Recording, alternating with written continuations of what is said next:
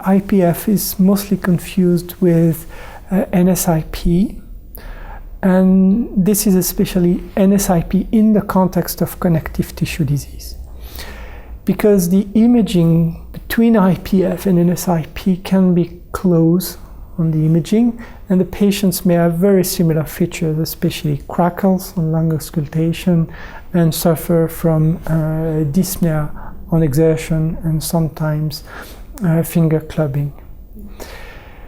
But one of the clues is the age and gender of the patient. It has been shown that if the patient is younger than 50, then the diagnosis of IPF is very unlikely, even if you are in the context of idiopathic interstitial pneumonia.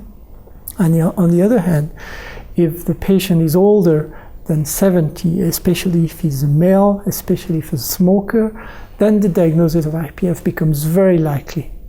And in between, if it's a female, if she has Raynaud's phenomenon, if she is less than 50, then again, it is more likely to be NSIP, and especially in the setting of connective tissue disease.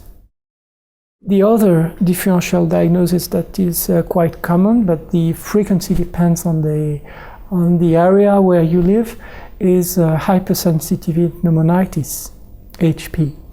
And this is a condition which is related to exposure to organic antigens.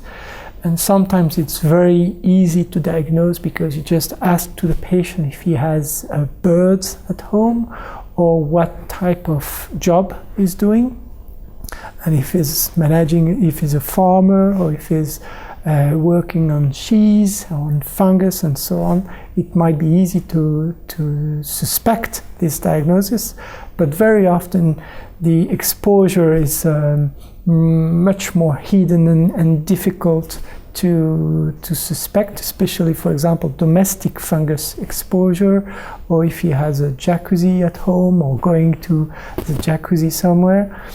And this really needs some careful and long discussion with the patient to evaluate all the possible exposures. And on imaging, hypersensitivity pneumonitis may also look like UIP. You have some forms with honeycombing, so this is very similar to IPF. You have some forms with the UIP on the pathology, so again, this is a very similar pathology, at least in some of the cases.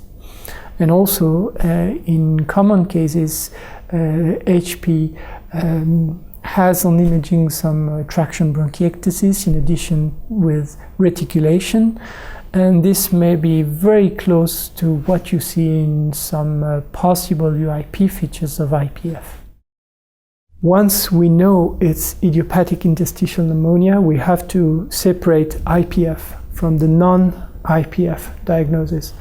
And in the non-IPF diagnosis, you again have 6 different conditions.